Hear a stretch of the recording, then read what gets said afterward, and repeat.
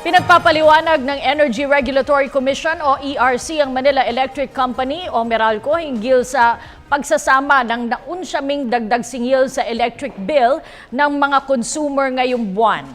At sa puntong ito po ay makakausap natin sa linya ng telepono si Meralco Senior Communications Associate Michael Garcia. Magandang gabi po, Ginoong Garcia. Magandang gabi, Ms. Cathy, at sa inyong mga tagapanood. Okay, Mr. Garcia, nagkaroon po ng kaguluhan, ng confusion over the bill that some of the Meralco consumers received this month. Pakipaliwanag po sa amin, ano po ba talaga yung total amount due at yung current amount due? Opo, balikan po yan. No? Ang kailangan lang bayaran ng customers para sa bill na mga nakatanggap ng ganyang bill ay yung current amount due. Maaari nilang i-disregard yung line item para sa mga customers na ganyan yung bill, yung deferred pending resolution of SCTRO na amount. Nakalagay lang po dyan yun para sa transparency purposes lamang.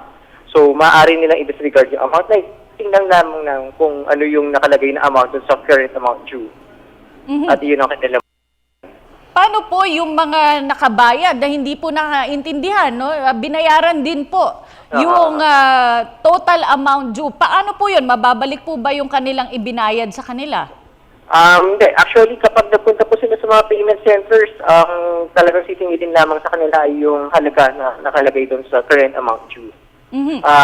Sa bill lamang po nagre-respect yung total amount due.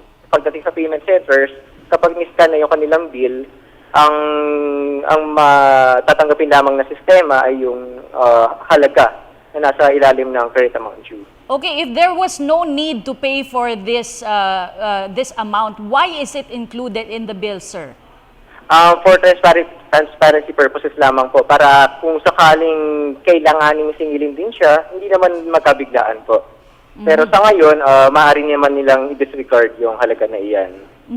Para po dun sa Malinaw mga... naman po na nakalagay doon na deferred naman po. So, hindi naman kailangan bayaran. Alright. Meron na po ba tayong naging polisiya kung para po dun sa mga nakapagbayad na before the TRO was released, Mr. Garcia, dun sa mga nakapagbayad nung pinigilan ng Suprema?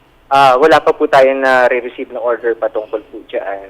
Sa ngayon po, naka-TRO pa rin kami at kung ano man po yung mga susunod na hakbangin ay tatalima lamang kami sa kung ano man ipag-uutos ng Supreme Court, ng ERC or DOE. Okay, maraming salamat po sa inyo, Ginoong Michael Garcia mula sa Meralco. Okay, maraming salamat po. Magandang gabi.